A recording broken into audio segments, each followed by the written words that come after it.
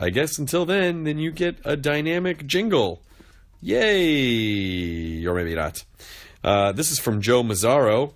I'm a graphic designer like you guys. I'm a big advocate for making a thing, and these days that energy is channeled into a site called Pixton, Pixton, which I'm enormously proud of. It was founded by my boss Clive and his wife Dana, and it's an evolving, super customizable means of creating comics and art on the web. It can be used for fun or business. It's an entertaining way to illustrate a story, joke, or concept. And Pixton for Schools promotes reading comprehension and creative expression. We're currently in the midst of publishing some exciting new classroom-based products. And as a weird, quiet kid who benefited tremendously from an art education and found such satisfaction with his own projects, I feel like I'm getting to return the favor in a really neat, exciting way. Check out Pixton, Pixton.com for details. This is from Nerdist listener Jeremy Hauk, creator of No Wonder, an independent comic book that launched on Kickstarter today. No Wonder is a fully colored sci-fi comic book series about a 16-year-old boy asking questions in a world that has purposely removed curiosity. Written by Jeremy and illustrated by Ellis Ray III, No Wonder tackles a popular social commentary about information consumption while appreciating the romantic relationships that we have with what's unfamiliar to us. Lost meets The Matrix and a dash of Firefly in tone. That is from Jeremy Huck.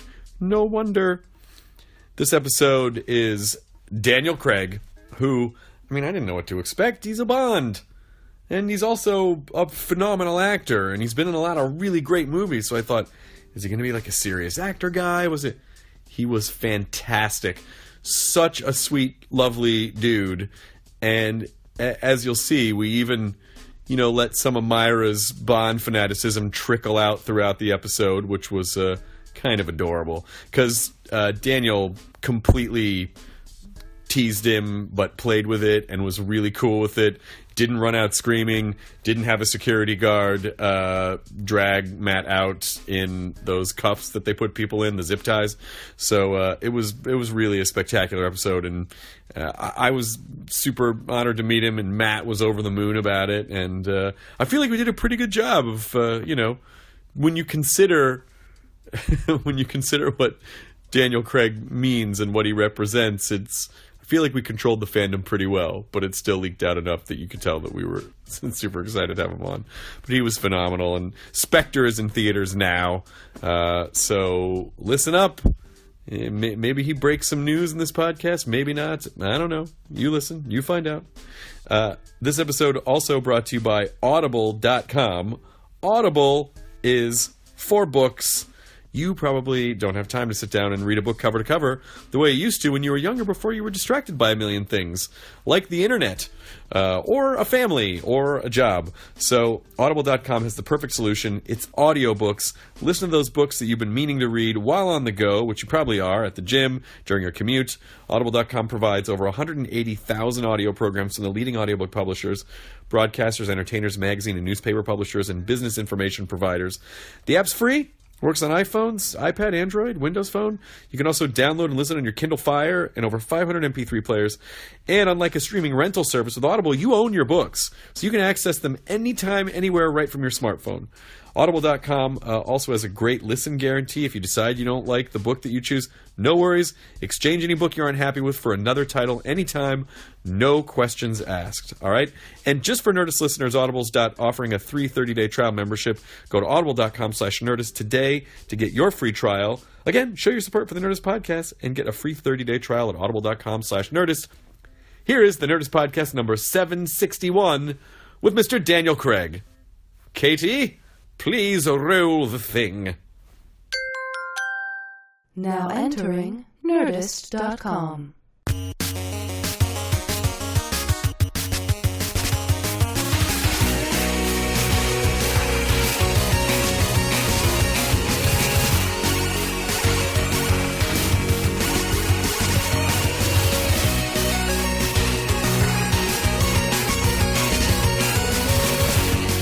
Push the button. Don't push the buttons. Katie pushes the buttons. I shouldn't be just pushing buttons with...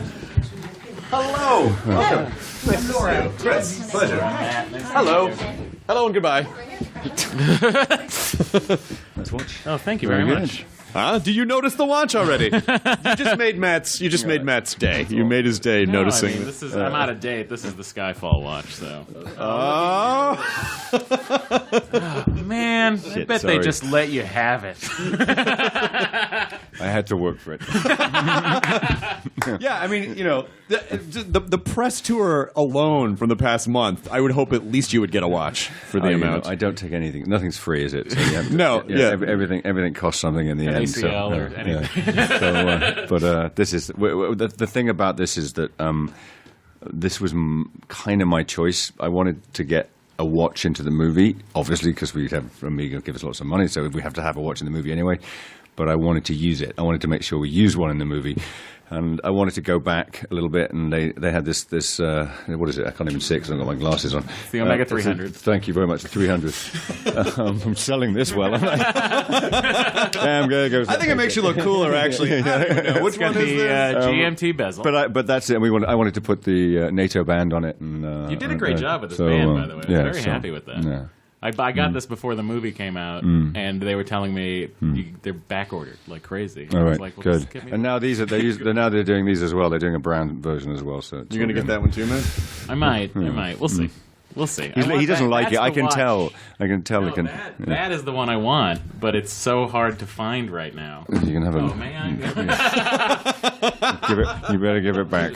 Yeah. Actually, that's different. This is a slightly different version. This is the one they first brought out before they actually made the version that they're now selling. So this one's a little rarer. So you can't have that. You cannot have that, Matt. But you can pretend for a second. It was beautiful just to hold. Thank you, Dan. Excuse me. I hope you're talking about the watch. Of Daniel Craig handing you the watch, and then you could just edit out the part where he took it back. Yeah. No one needs to know. No one needs to know.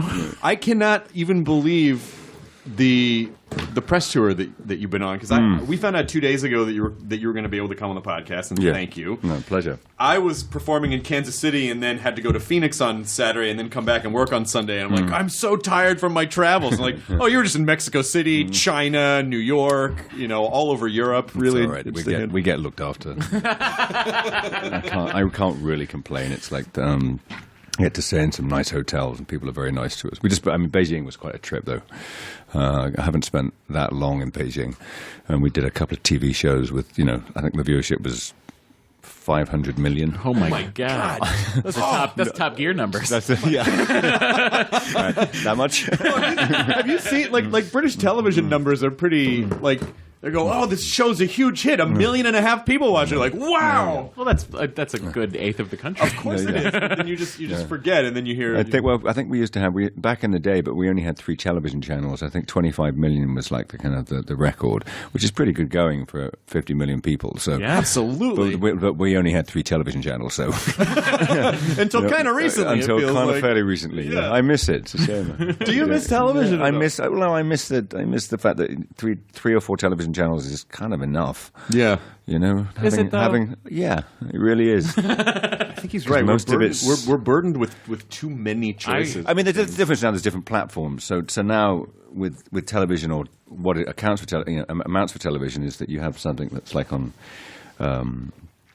Amazon or on Netflix. It's like you can have the whole thing, and they do it on the day, and you can watch the whole thing in one. So, but that doesn't really count, does it? That's not really television. No.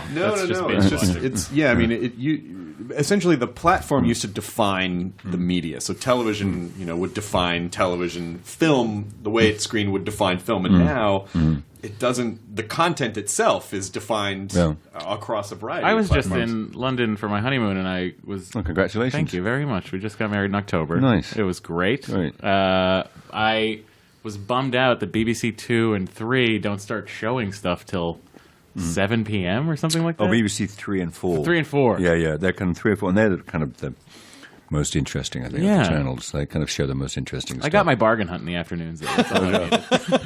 You were doing that on your honeymoon? That's what we were saying to him. That's what we were saying to him. Listen, his wife is a wonderful, patient woman. She really must be. Does she like bargain hunt? Not so much. Oh, right. Not so much. Okay. Matt will tell you anything about any bargain hunt that you could possibly... I'm a big fan of all of them. Tim Wanicott's great. I love all my antiques experts. Did you do some antiquing when you were there? No, we popped into. I did go through all the guitar shops in London. Oh, that's a good thing That's to my do. main sort of collection of Do you actually things. play guitar? Yeah. Nice. Yeah. But he's a lefty, so it's really hard for him to find guitars. right. They don't Yeah. make a lot of lefty Yeah, guitars. they had 4 throughout all the shops. They had 4. Do you play anything? Guitar very, very badly. I mean, 3 or 4 chords, and That's all you need. That's all you need. The problem is I can't count that well, so and that eventually becomes a problem when you're trying to sing a song or something. But I get a big kick out of it, and I have guitars at home, and I've got thankfully friends who play beautifully, and I'm just like I just hand them the guitar. That's very nice. Make nice. sure they've got lots of musical instruments. Is that to something play. that you're doing in between takes? I mean, like, what do you do when you're sitting in your trailer? I don't really sit in my trailer. Not on a Bond movie. There's just not time. I mean, I'm on set all day from the moment I get there till and so there's no much point in leaving. I try and block everything out. I stick my earphones in and just listen to music and try and kind of keep the world out so I can concentrate. Yeah. Because there's so many distractions. I mean, there's so many people. And also the fact is I've been doing these movies for 10 years, but I've been acting for... Oh, God, it's so long now. That I know the crew intimately, I know all the crews intimately. So there's always something to talk about, saying, hi, how's your wife, how's things like that. So I have to kind of block, I can't, it's lovely to chat to people, but Sure. if I'm concentrating, I've got to kind of, I could talk with people all day and forget that I was making a movie. So I mean, in particular, what's so interesting is you start off, you're an actor, you go, I'm going to be an actor, I'll come in and say, I'll say something that someone told me, I'll stand here, but with a Bond film, this franchise it's such a tremendous responsibility, as I'm sure you know, and also you're not just an actor, you're not just a producer, but you're also this kind of ambassador to this world. I mean, what are the delineations, and how do you balance all of that? I think I just learned to separate it all very early on. I had a very kind of candid conversation with the producers when they wanted me to play the part, and I was being a bit, I was unsure. I didn't know what to do. It's a huge decision to make. I for all the kind of reasons that are very obvious, it's going to change my life. And I was working. It's not like I didn't have a job. I was working all the time. I was choosing the jobs I wanted to do. So I kind of had this very kind of conversation. I said, look, I don't know how I'm going to do this. I don't know how I'm going to come on set and pretend to be James Bond. I mean, I don't know how to do that. I mean, bottom thing is, I can't come on and do an impression of someone else. It's just because I'm a crap mimic. I mean, the worst Sean Connery impression you've ever heard. So Go ahead. I just said no. Just let me warm up. For Christ's sake. Drop it in as a surprise. You go first. So is my publicist shaking her head? She's heard it. That's the thing. Anyway, so I said to them, if you let me get involved, if you let me have my say, if you let me have an opinion about how we make these movies, then I can do it. I can, and so I did that from the beginning. And I've got a big mouth, and I just kind of, basically. But that's kind of I think that's what's given me the kind of the wherewithal, because you had to learn things, but I very much kept everything apart. Like, filming's filming, and when I'm filming, I keep the world out, and then we get to press, and they were all terrified I wasn't going to do any press because I had this sort of reputation that I don't like talking to the press, and so, which obviously I don't, but but it's Who does? I mean, it's just rubbish. But I just said, I'll do everything. I'll do everything I can. I'll fly wherever you want me to go. And so I think there was a sort of huge sigh of relief that I actually kind of wanted to involve. But I thought, if I'm going to do this, I'm going to do it. I'm going to do it full on. So there's no point in turning up and, You don't want to lazenby it, Or Roger say. Look, but I did think at the time, I was like, if it's one movie, it's one movie. There you go. But I've got to make it the best I can. Well, there was an interesting thing that was happening in film at that time, where a lot of tentpole characters were being presented much more human, and I think that's why I loved the first movie that the Physicality. It's the same thing with Batman Begins. It was like they took these characters that were so ridiculously over the top, and they said, okay, if these characters were a little grittier and more human, what would they be? I think it might be post 9/11. I mean, it might be a kind of it might be something about a sort of reality of things and the fact that the world is fallible and that there's not just you can't just have sort of superheroes that just that are it's a simple easy thing to save the world because the world suddenly got much more complicated. Absolutely. So as it has done over the past couple of days. So. Yeah. So I don't know a number of things. I don't know how else to have done it though. Really, I mean, I only know one way to act, which is to sort of. I don't care how big the movie is. It can be as the biggest tent peg movie there is. It's got to have a kind of central core of reality. It's like Independence Day is one of my it's a great movie. But Will Smith is real, and it's Jeff like Goldblum's the realist. He's the and, cable guy. Yeah, he's the cable guy. I mean, it's kind of, and that's what drives the movie. It's not the special effects and everything are great, but it's actually that's not what drives the movie. What drives the movie is that those relationships and all of those things that make it. So I think that you just got to apply that rule when you make any movie, but certainly this kind of movies. Yeah. Plus, you had to go from invisible Aston Martins to sort of go, oh wait, we got to reground this thing.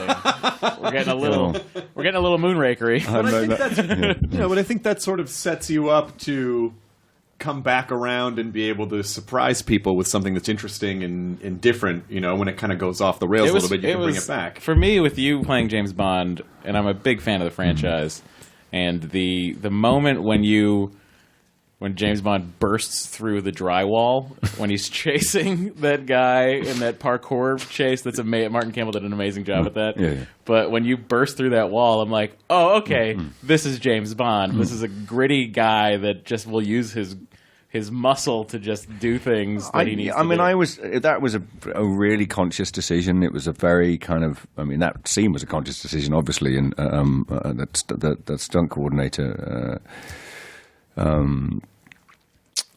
came up to me and just said, I think he said because Sebastian, who's the parkour guy who's doing all the fancy flips and things, are like, oh, I can't do that. So he says, why don't you just burst through the wall? I'm like, yeah, I can do that. That's just like me. But I always want to kind of, and I kind of think we have done now. I like to think we have is that I've slowly kind of wanted to sort of bring the little touches back in.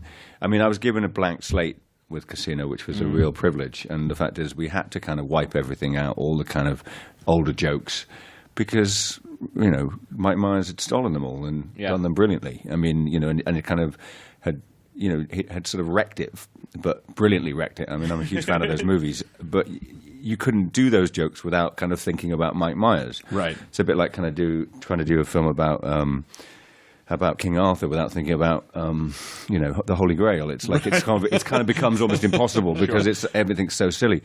But we always wanted to sort of bring them back in, and hopefully, with Spectre, we've kind of managed to kind of marry the two. There's sort of grittiness, but there's plenty of cuff shooting and tie straightening and stuff, all that stuff, which I'm a massive fan of. So it's great. Spectre, I have to say, Spectre, I loved Spectre. Oh, It was like it was your treat for going along with all of these movies. You're like, oh, they're getting there, and then boom, oh, hey, it's our old friends, Q, M, Moneypenny. That's already seen it twice.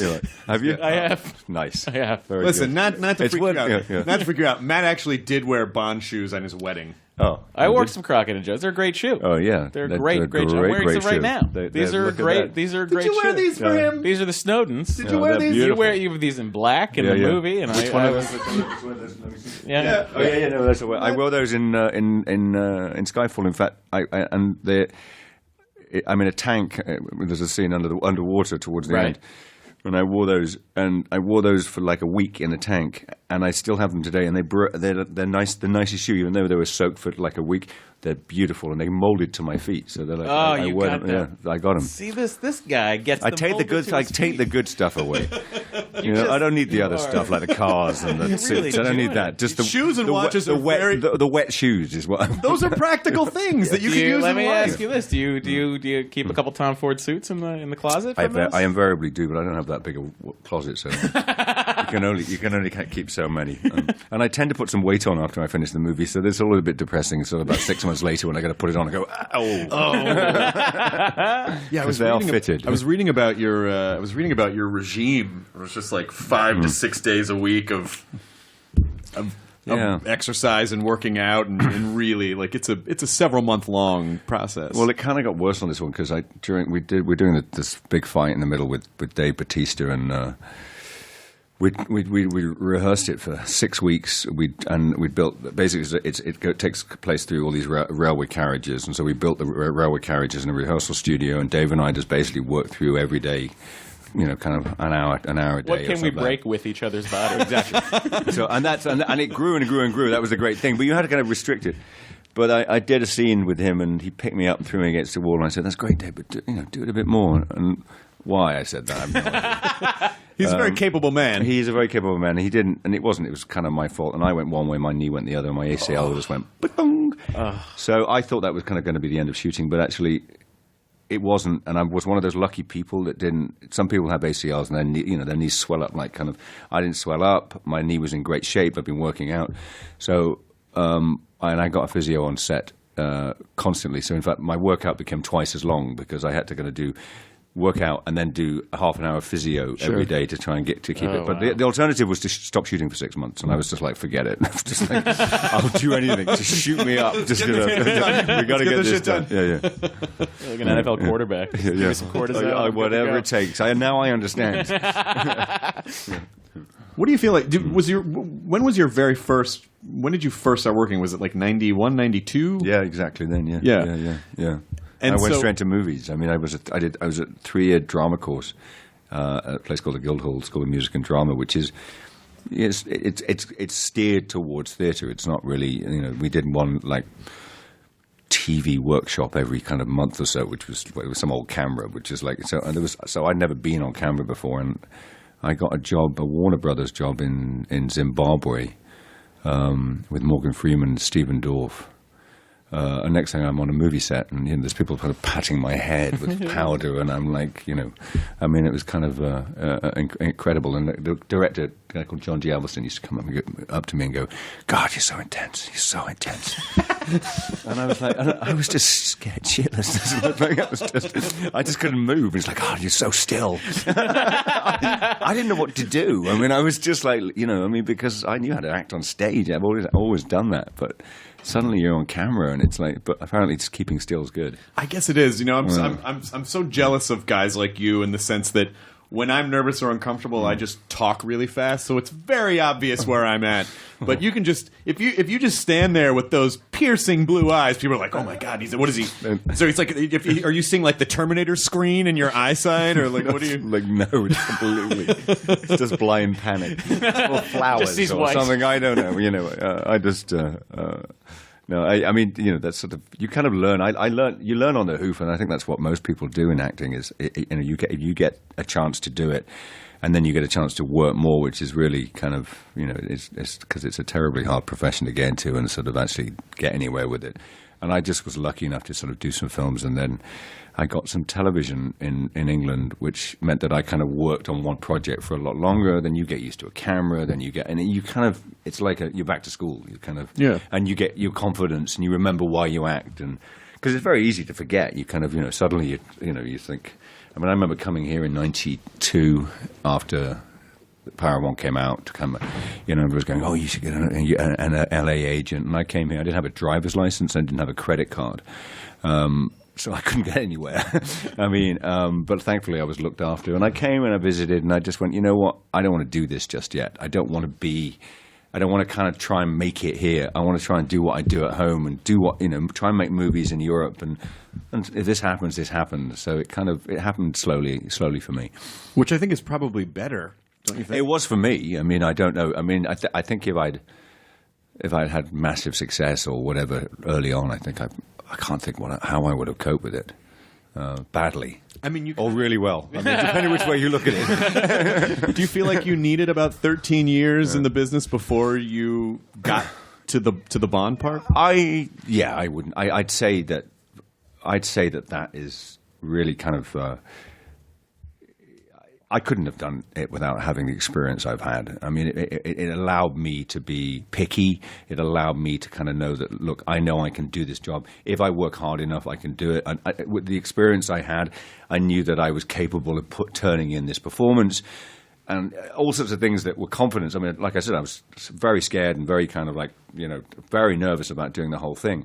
But I had a kind of a background that supported me, and so I was confident in the fact that given the right kind of help and the right kind of cooperation with people, and collaboration, which is what any movie is, but especially a Bond movie is a collaborative process, I could do it. So was there ever a moment when you first took the job where something was like, oh fuck, what did I do?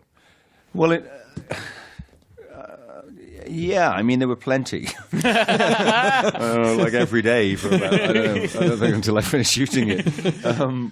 Was it when they drove you on the boat on the Thames to go to the... I was shooting a film in Baltimore, and all I can remember is that I'd kind of grown my hair long, and it was like, I never grow my hair long. It's weird. So I had this kind of crappy haircut. And then then they kind of like put this suit on me, which was like, I don't wear, it was all wrong, It was just, but it was like in for a penny and for a pound, It was like I had to do it.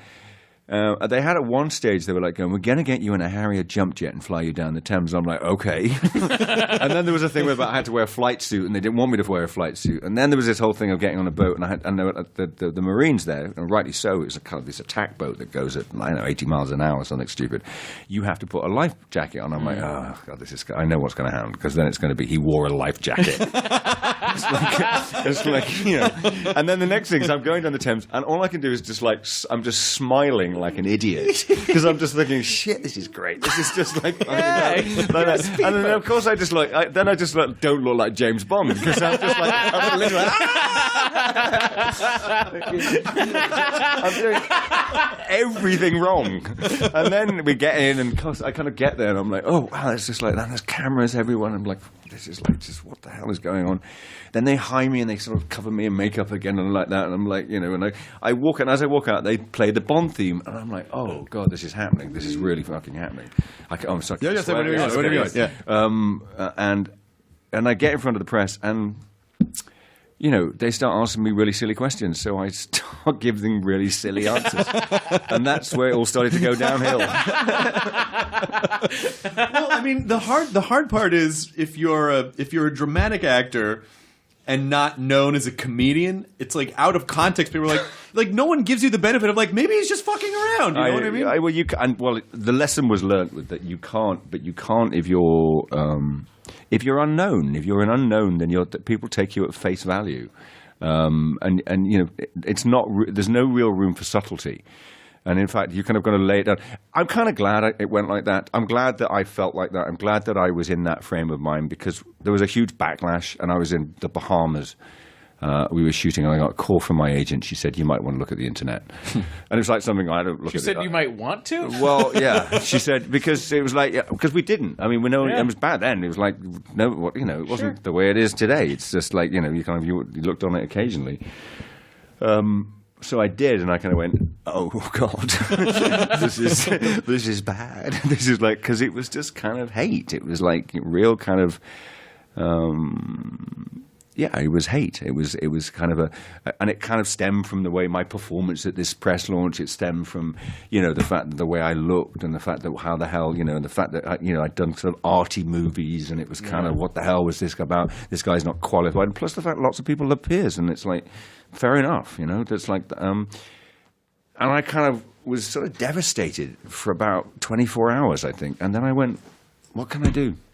There's nothing to do. Right. There's nothing. This is like one of those situations I can't control it. I can't stop it.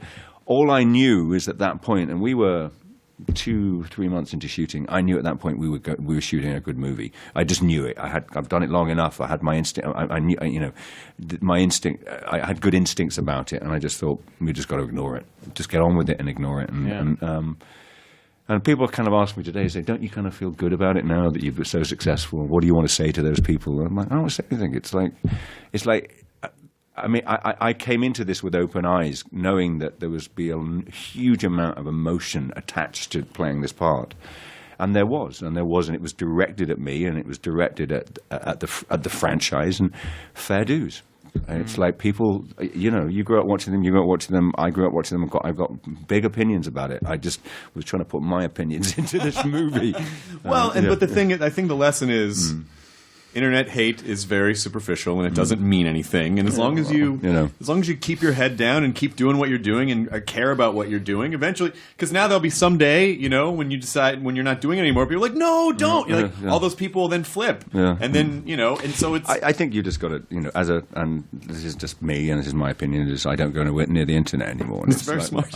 I mean, it's just no point. It's like, it's like I mean, I love the internet for all sorts of things, but being who I am, it's like that way madness lies. Yeah, and it's just it's basically you get sucked down a rabbit hole, and it's mostly negativity. And because performers, we tend to be more insecure than regular people, then you're going to only gravitate toward the things that of course kind of poke at your Of insecurities. course, I mean you've got to, and if you believe the good stuff, you've got to believe the bad stuff. So it's, the thing is, I grew up kind of in a punk was sort of still around when I grew up, and I grew up amongst actors and musicians and artists, and what people thought about them or us, we really didn't give a fuck about. Right. Because that wasn't the point. And I think things have changed now. I think there is now this sort of immediate sort of, what do you think? Thumbs up, thumbs down. Is this good? Is this bad? And I don't think that's very creative. I think it's anti-creative. I think as an artist or whatever you are, as an individual, creative individual, you should not give a fuck about what people think. Right. You should get on with your stuff, and you should build it and make it the best you can. And when you finally do give it to people, if they don't like it, you should not be knocked back. You should just power on through and just Absolutely. I write dick jokes for a living, and that's how I feel. Hey, man, you know what? I wish I could write dick jokes. You know what? I do Bond movies. I'm always trying to think of a good dick joke. So just write a few down for me. I'll slide you some. Slide me a few dick jokes. I mean, it is. I'm sure there's part of you that's like, I just want to do a wacky comedy. Can I just do a dumb wacky comedy? I don't know. I'm in awe of these guys who can. I met Amy Schumer the other night, who I'm just like, oh my god, she's a goddess. It's a real skill. I come from a kind of much more of a classic background. I'm script based. I can't really. We improvise a lot on this movie, but you kind of have to. You have to have the good script to do it. As far as I'm concerned, you can't just you can't be improvising. You improvise a lot? Yeah, just stuff. Just like kind of what Sam would do is he allowed the camera to run, and we just kind of there are lines in there that God, that guy can make a movie, huh? Yeah, he's all right. He's pretty good. I mean, look, I was desperate. Skyfall. He wasn't sure about whether he wanted to, but much like me in this situation, someone asked me. Immediately after I finished this, said, would you do another one? I was like, I'd rather slash my wrists. 2 days after I'd finished, he got asked after Skyfall, would he do another one? He was like, fuck no, because he finished editing this movie the week before we premiered it. I mean, he was still editing the Saturday before the Sunday, and it's one of the wettest prints there's been. But he's a perfectionist. He won't let it go until he has to let it go, until it's dragged out of his hands. So he's like, he can't think about directing another one. But I knew that if we were going to do Spectre, we had to have him. And I begged him because it was just, he kind of started something. And plus the fact, we'd got Rafe in and we got Naomi in and we got Ben in.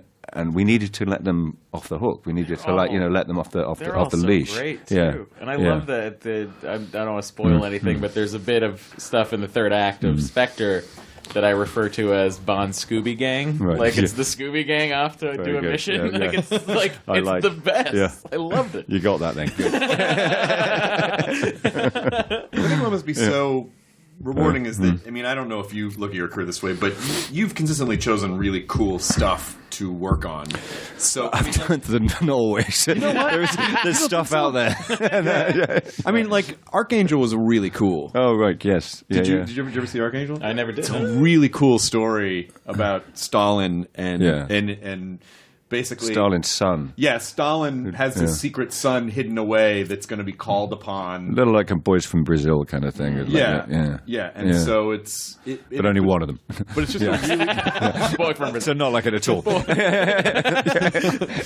But Archangel was cool, and my girlfriend and I, my fiance and I love horror movies. So I know. I've gotten called out. I've gotten called out before. I accidentally said girlfriend, and people I don't know, I was doing stand up and I was like, so my girlfriend, and people go, fiance. Like, people get really mad. I'm like, oh fuck, please stop yelling at me. It is. It's an American thing, and we don't have it so strongly in England. You're allowed to sort of be boyfriend and girlfriend for a long time. Here, you kind of have to kind of make that commitment. I think it's like I don't think so. I mean, If you a lot live of together people that long don't- enough here, you're something called a common law. Yeah, I think it's like wife. 7 years. that's true. Your Yeah. common law, Yeah. and I Yeah. think now, Yeah. I think our generation has enjoyed this really luxurious extended adolescence that it used to Is be. it over? It's never over. yeah. Oh. It's never, how is it over? You're talking like it's all over. Don't depress me. It's never over. It's never over. It's just different. It's Yeah. just different. I never thought I would settle A down. little responsibility is a good thing. It's great. Yeah, but you have kids too. I mean, so how are what do you have some good dad advice? Like what do you love about being a dad? It's the hardest thing you'll do. It's the hardest. I mean, it's the most wonderful and hardest thing you'll ever do. I just I try and keep what I do away from home. That's a simple thing. There's no room for James Bond in my house. Right. You don't walk in and have them play the James Bond. Yeah, theme. I'd get laughed at. Daddy's home, everyone. British culture would never allow for that. No. There's too much shit. There's be like, look at this twat. Like Yeah. they would never allow. Well, that. people ask me if I write, if I drive an Aston Martin. It's like I just couldn't get away with that. It's just like people are just. I think people, People just especially shout it. especially when you're doing press tours, I'm sure it's very difficult for people to realize, like, no, I'm a person who is separate from this, which is a made-up guy. Like I get asked. Especially. God, I've been asked a lot of questions over the past 4 weeks, but one of them is what do I share with James Bond? There must be what traits, and I'm like nothing. we have the same face. He kills people for a living, and it's like he's got a drinking problem, and all the good things about him. And people have been sort of like I've been saying these things, and people think I'm talking about negatively about him. And I'm like, no, these are good things. They're like that's what make him James Bond. But a lot of people, some people have been like they're like dumbstruck that I should even.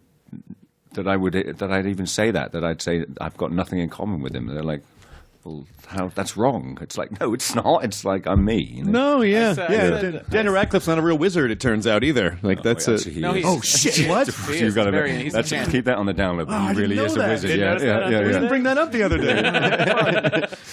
day. He did just evaporate. But I'm kind of curious to know if when people obviously don't know you, or if you get like shitty questions and it seems like they're not recognizing you, Daniel Craig, as a human being, do you like that, or because it protects who you really are from the world, or do you kind of feel like, but I kind of want people to know who I am? I don't care.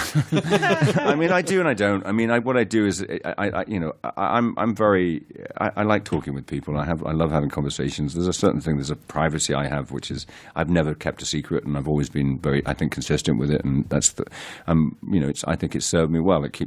I keep my private life away from what I do. But I love talking with people as long as we can talk about sort of relatively intelligent things. Then I'm good to go on any subject. Yeah.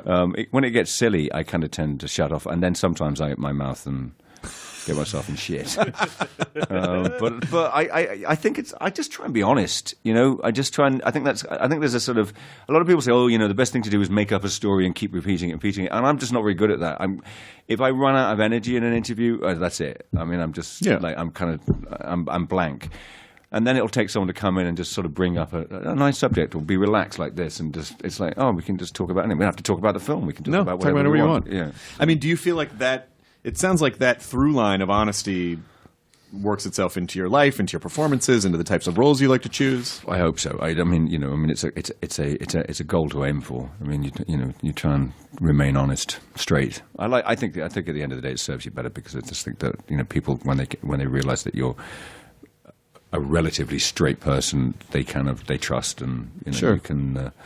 If you say you're going to do something, which is what I do, is if I say I'm going to do something, I'll do it. And if people say they're going to do something and don't do it for me, I don't trust them again. Right. What was it? I'm so curious to hear what it was like to work with Mike Nichols. Fabulous. I mean, we've known each other for a long time, and he's always been kind of prodding me to going, when are we going to work together? So we actually got the chance to do it. You and your wife did Betrayal. We did, yeah, on Broadway. It was Mike was old and he's a little sick, but he was full of kind of this glint of life in him. And I wish we'd done it again. I wish it hadn't been just once. I wish we'd kind of, we'd done it lots of times. What do you learn from a guy like that? I don't know. I mean, I just picked his brains about so many things. I mean, I just wanted to know about Catch-22. I wanted to know about, Who's Afraid of Virginia Woolf and what, I wanted to, how do you talk to Burton and Taylor? I mean, what was that? And he'd have these little things, Burton became very close to him. And Burton said, and I agreed, I don't think Burton was ever as good as he was in Who's Afraid of Virginia Woolf. But I think it's directly because of Mike Nichols and the way that he directed him in the film. I actually don't think Elizabeth Taylor was ever as good as she was in that. I mean, it's Dustin Hoffman. I mean, just go down the list. Yeah, it's insane. It's fun to hear you kind of nerd out over someone, because I know, like when you're used to having people do it to you, to know that there are people in the world. I was at the Governor's Ball on Saturday night, and there were so many people I was just so thrilled to meet. It was just ridiculous. And I just get so gushy. God, I love you. I'm just like, I'm literally, I just think you've won a chance. I may never meet them again, and I just want to tell them how fucking great they are. Yeah. It's like that's why I look. It's one of the biggest thrills about being in this profession is that you kind of you get to work with some just wonderful people and wonderful actors and wonderful talent, whether they're directors or they're DOPs or they're whatever, and that's kind of why I became an actor. I remember being at San Diego Comic-Con. Maybe 2010. It was the year you guys were there for Cowboys and Aliens. With Harrison, yeah. With Harrison, yeah. And I was moderating the next panel, but I was up in the green room, and then it was just that exactly what you described. I'm like, oh, there's Daniel Craig, there's Harrison Ford, there's Jon Favreau. Like I started getting that. Oh fuck! Oh my god! It almost felt like it's not safe to have all these people in one room together. We have to keep them separate. Like the Coke recipe. You go over there. You go over there. You guys have to keep you guys as separate as possible. Yeah. I mean, are you? Do you have a minute when you're working with people that you admire and respect where you kind of get that out of your system so that then you can just focus on being all actors? Yes, I suppose. I mean, I think the kind of mistake is not to think that people don't like talking about themselves and they're not, I think to kind of, you can get very shy and kind of almost get, I mean, I think when I was younger, I used to kind of, my shyness used to sort of like just appear just fucking rude because you kind of like, you kind of can't, and I just sort of learned to say, come on, get over this. I mean, when I did Road to Perdition with Tom is, you met Tom, he's like, yes, great guy. Loveliest guy in the world. But Paul Newman, I was just terrified of. And I just started telling him dirty jokes, and he told me dirty jokes, and then from there it kind of blossomed. It's sort of, Then we drove race cars together. Yeah. So, you kind of find a way, and then I kind of, talked to him about racing and about, the movies he's done, and it's just, and then, you kind of open it up, and then it's fascinating. It's absolutely fascinating talking to those guys. Then do you go home at night and you're like, my life is weird. I was just staring at Paul Newman all day. Yeah, it's like, it is. But you have to get over it. You have to kind of get on with it. Otherwise, it becomes crippling, and you can't be kind of starstruck on set. What's lovely about Tom and what's lovely about Paul is that they're actors first and foremost, and I am, and that we've got a touching point. We're trying to achieve the same thing, and as long as I think as they see in you as a young actor that you're not trying to muck them up, or you're trying to just in it for yourself. They're completely accepting. What is Rafe like? Rafe Fiennes. Yeah. One of the funniest men. Is he really? That's what I get from him. Hilarious. Also, he's tough. I mean, he's tough, and he has the greatest posture of any human being I've ever seen. Like on mine. film. It's like I know I'm hunched over too. He just stands. He has that. When he puts his hands in his pocket and he's just standing, I'm like, how can you stand so fucking straight? I think it's because he's got royal blood.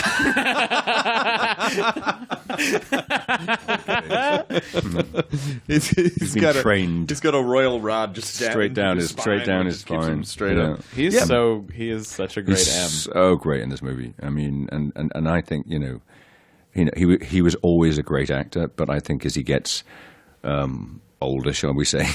He's getting better and better. Yeah. I mean, I kind of think that we're going to see a lot more of Rafe in the future and a lot more wonderful, wonderful roles. And we're just like to have him as M is just like. I hope we see more of M because that at the end of Skyfall when I saw that padded leather door in that office, I was like, oh my God, they're in M's old office. It was like it just went without saying. We had all of those things though. We wanted to just slowly drip back in because they're just they're so evocative. What's important to you? Like what things are important to you now? Like what pieces of yourself do you keep separate that you kind of go back to when you need to decompress? Family. It's as simple as that. I mean, it's like that's who you miss. I mean, it's an 8-month shoot, the Bond movie, which is 2-3 times as long as any other movie, unless it's Star Wars, obviously. I've heard of it. Something. It's a little thing.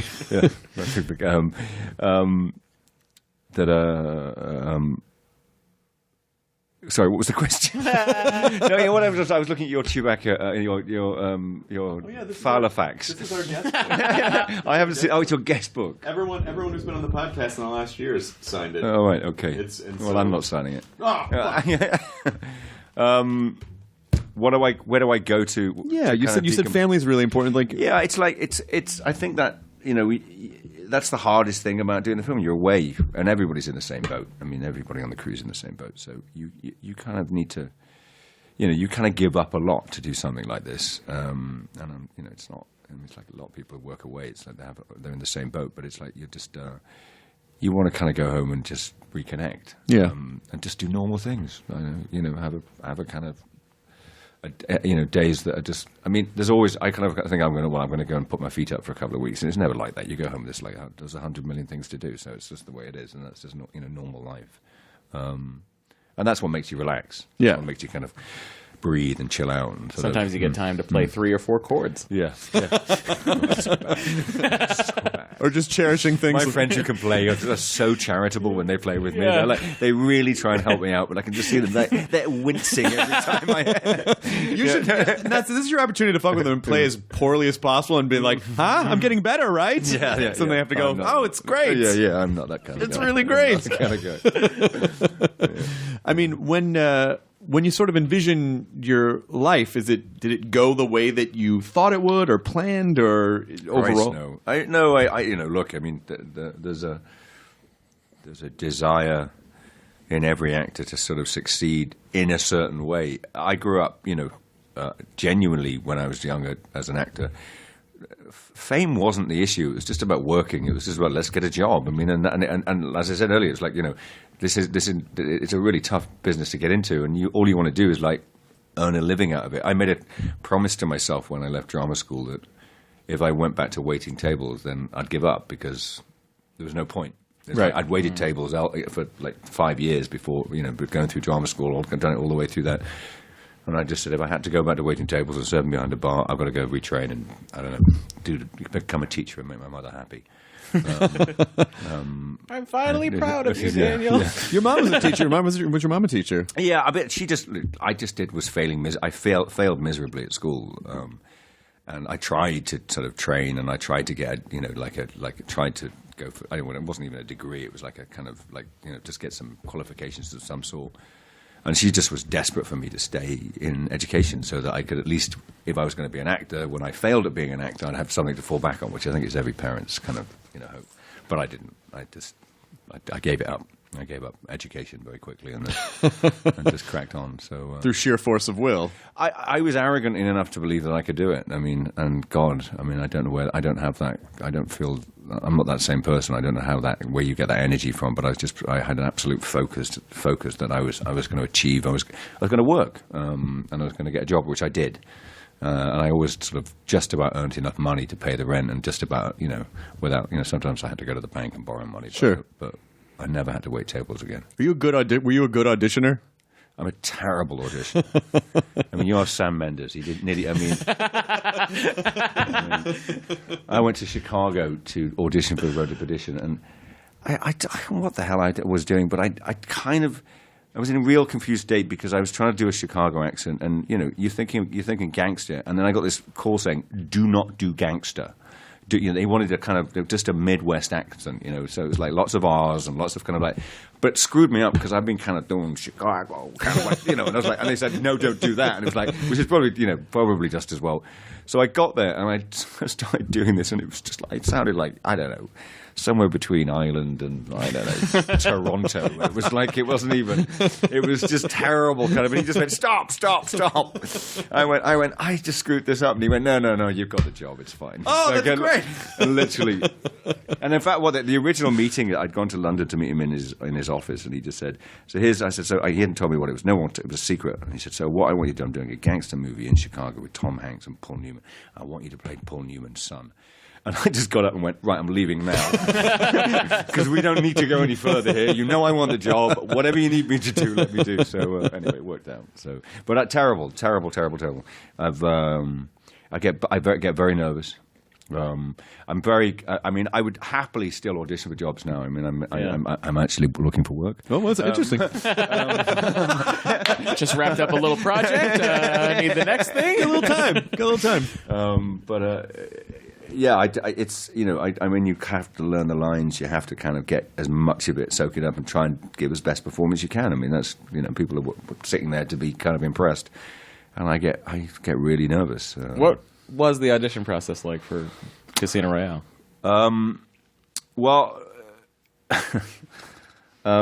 It was strange because I screen tested for it, and I'd sort of been given the job, but there's a process to go through, which is there's a studio involved, and the studio were like, we need to see him. So there was me and 2 or 3 other guys who had to do this. I was supposed to be there for the day, which is sort of literally a day's filming, and there's a tradition of auditioning for Bond is to do the scene from Russia with Love, when he comes into the room with, I can't remember her name, but there's the mirror behind the bed, and they're being filmed, and do you remember this? Yeah, Irma scene. Blunt is filming. He gets on the bed and she's like, "Is that your gun?" He says, and it's like, whatever. I mean, it might be my gun, whatever. I don't know what the lines are. So we had to do that scene and shoot it, and we actually shot it, and there was a set, and there was an actress, and it was full on days of shooting. And I got to lunchtime, and and this is the God's honest truth. And I finished the scene, so that's good. We're going to get everybody to go for lunch. And I said, I'm not coming back. And I said, if you haven't got it by now, I said, I don't want to do it, and walked off. I don't know. They gave me the job. Anyway. I said, I can't. How much do you want? I mean, you'll come back and do another scene this afternoon. It's either there or it's not. Anyway, they gave me the job. Well, that seems like it worked out. Tatiana Romanoff. Thank you. There we are. Thank you. You got it. Very good. That's the name of the character from Russia with Love. It's very impressive. Yeah, no. I know anything you say. You're that's from Russia with Love is my second favorite. Casino Royale is my favorite. Matt, by the way. Matt, just so you know, Matt actually does a separate podcast, 100% True, called James Bonding, where he and his buddy just walk through and they just talk about every Bond film. We have a guest on who has to watch the movie beforehand. Okay. And then we go and we break it down. Wow. And we always have... That's great. We have a segment called British Off, and it's for who is the most British person in this movie. Right. And it's usually whoever the expert is talking to M about diamonds or gold or whatever. Oh, the guy at the beginning who just comes in and gives it, lays it down. Yeah. I'm so curious. At the beginning, you said you had this... You said you had a reputation, or somebody they perceived you as not liking to talk to the press, and I don't think we're really press. We're just dudes. Yeah. But no, we are. I have a hat that says press on it. You do not have a hat. But you're just like such a nice, lovely guy. I don't understand. Who knows? But you know what? I've never tried to hide away from it, so it's fine. I mean, a reputation's a reputation. So what can you do? I mean, it's like. It's better that way. People are maybe sometimes a little nervous when I walk into the room, which is probably not a bad place to start. You do you. Seems to be working. You're doing fine. I'm all right. It's okay. What do you think? Sort of looking ahead. What type when you in the next 20 years? What kind of things do you want to do? Do you want to do more theater? Do you want to do more film? Do you want to produce? Will you get there in a flying car? Tell us about the future. Will you teleport? You know what? You made the invisible flying car, whatever. You know what? As long as it works, as long as it's real, it's in the fucking movie. It's like nothing's off the table. Don't do it down. A TARDIS? Yeah. You're a big real. Doctor Who fan? Huge Doctor Who fan. Matt has a theory that Bond is actually a Time Lord. which is why he regenerates That's every true. so often. He's a Time Lord. We don't have that scene though, which is you missing. don't have the scene. You but think I feel maybe like we every should so often- shoot it? There's a scene missing somewhere where Pierce goes, "Oh, not today," not and then today, it no. turns into you, and then you just keep moving, and that explains everything. And because he has time travel abilities, that's how he went from George Lazenby, who was the second James Bond, back to Sean Connery. Of course, yeah. Because of the time travel thing. I understand. He was like, I'm going to time travel to It makes- 71 It was Las enough to Vegas. tell him the theory. You didn't have to walk him through it. I just, Complete sense. thank you. You're welcome. And then you're watching the finale of the season 4 of Doctor Who, and all of a sudden Timothy Dalton shows up. I'm like, what did I tell you? Oh yeah, that's right. Yeah, What did I tell he was you? there. It's all Motherfucker's a connected. Time It's Lord. all in front of you. Look. It's all right there the entire Yeah, time. You knew. But what? How do you still like? What I type feel of like things? such a dork. Why? No, this is what happened. He's a Time Lord. Listen, we couldn't not bring it up. No, I'm so happy. I mean, you he's did. sitting right My here. God, and you've got a coat. Who makes that coat? Billy Reed. Yeah. Jesus! Wow. Yeah. Okay. Matt, basically, let me tell you something, Daniel. we need to get out of here. I think you'll find the doors are quite locked. Let me just hang on a second. Hang on a second. This is guys. No, don't leave. Don't leave. A series of red dots are landing on Matt's forehead as we speak. Let me just explain. Yeah. Let me explain. Hey, look, it's something. good. They're good clothes. Yeah.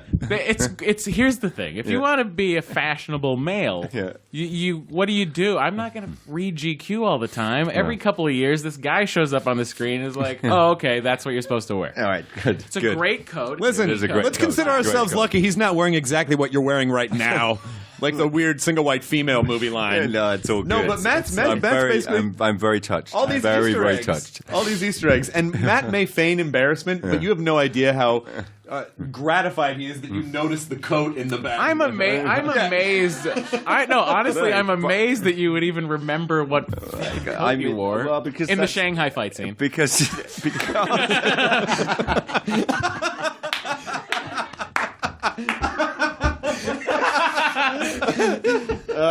because I spend 6 months of my life before we start shooting picking it out. I mean, it's like this is. Oh wait, so you give the okay on these things? Oh, geez, that was my choice to have it in the movie. You're technically Matt's wardrobe stylist. You are. Matt should I be mean, paying we've got a you. great costume designer, Jani, who I work with very closely, but we, I'm there going. I bring stuff in. I mean, I own that coat, and I Me brought too. it in. No, but I We're owned, best friends now. No, we are now, yeah.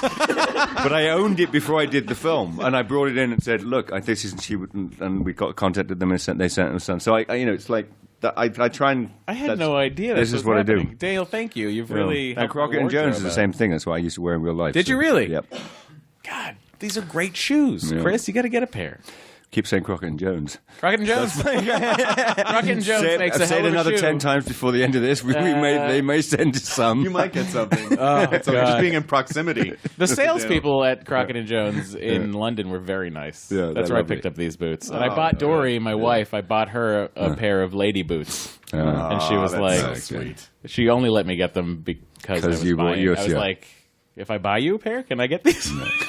That's fair enough. Yeah, come on. I'm But sorry, I'm just wearing normal street clothes. No, it's Look. like, but these coats, like the coat, and I have the barber coat too from Skyfall. You do? Wow, those are because it just is like, what am I gonna do? I need to know what coat to wear. This guy's wearing coats for all occasions. He does. He has Yeah. a variety of environments and climates that he has to. He's got to have evening wear. He's got to have Yeah. day wear. He's got to have. It's good. I don't know how you'd fit a gun in there. That's a very tight fit on this thing, but It's a little seems gun. to work out. It's a Walther. So we had to ease you into a sense of security before we could unleash I'm the sorry. full I'm fandom. embarrassed for us. Don't be. I'm not. It's fine. It's totally fine. It's But I totally was fine. also surprised. I was also surprised that you noticed the watch straight away too. I really would feel like you would just be like, "This is a costume. I put this on and I go shoot my scenes." No, God, no, if only, really. Are you that meticulous with everything? On this, yeah, it's Bond. It has to be. I mean, But not just Bond, with everything. Are you meticulous in life? less so.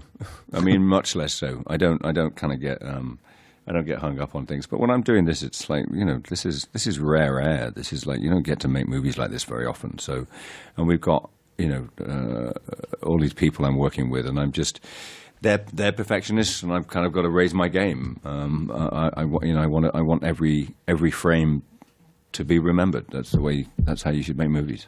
So from here, how do you want to continue to challenge yourself? Like, what advice do you give to people to like continue to challenge yourself In life? Well, I mean, Yeah. you've accomplished, I'm actually writing a book. You should write a book. No, God, no. God almighty. Call it Craig in it. Yeah, don't call it Craig in it. That's a good title. It's Whatever. very good. I'm having it. But I'll ghostwrite it for you. It'll be hilarious. That's so good. he's never going to speak to you again. And I understand. No, I know that. I know that. But I, like when you've accomplished so much already, like how do you keep, like what do you keep reaching for? How do you keep challenging yourself? What types of things? I love acting. I still love acting, and in fact, I think doing this movie has for me been a kind of combination of many things. I mean, it's been 4 movies, but it's been a bringing together. If you'd asked me 10 years ago where I wanted the Bond movies to be at this point, I'd say right here, because it's kind of about the talent that we've been able to throw at this, and it's about the people we've attracted to be in the film. It's the cast is beyond. I mean, I couldn't be, you couldn't choose a better cast if you tried. I mean, and so. I'm going to do some theatre next year. I've got plans to do that in New York. I'm producing some stuff, but I want to act, and I want to act in movies. And whether there's going to be another Bond, I don't know. I mean, I just genuinely don't know the answer to that yet. I'm just trying not to think Heads about up, it. there will be. Whether or not you're going to be in it. Exactly. I mean, that's the truth, and it's kind of and that. So in that way, I'm kind of very calm about the whole thing because I've been part of this process. But it's I don't know. We'll see. I don't know. I don't know. Anything. Like I said, I'm available. Bar mitzvahs. I would love that to be good. Personal You should show up to appearances. one bar mitzvah just for the fuck of it. Oh, I do. Just do that kind of weird Bill Murray shit. Yes, You just yes, show up at yes, weird yes. things. Like, Bill fucking Murray was at my bar mitzvah? Like, you could be... you know what? He does do that, though. He doesn't does that weird shit. Shows up at parties. Which is wonderful. He likes a stranger, though. It just seems like he's almost like an alien observer to humanity, and he likes to show up almost as a scientific study just to see what things are like. Yeah. But I feel like he ruins the experiment by showing up because he's Bill Murray. Yeah. I don't know. I mean, he seems to be enjoying He life. seems to doesn't be he? having so. a great time. Yeah. But what's funny is like of the coat situation. Yeah. My wife wouldn't let me. At the wedding. My plan was to put on a white dinner jacket for the boy. reception, Oh, my and she was God. like, "No." Yeah. I was like, "Why?" She's Oh, like, "You're one. not cosplaying as James Bond at the wedding." I don't was like, blame "It's her. just a classy move to put on a dinner jacket." Oh, did he wear that too? I didn't realize. I had Like, no you're trying to play it idea. off. Spectre hadn't even been out yet. How would I have known such God. It's a Your wife was right to kill that. a? Yeah, I idea. know. I get it. It's She's a hard always one. A much white dinner smarter than jacket's me. hard. I think you have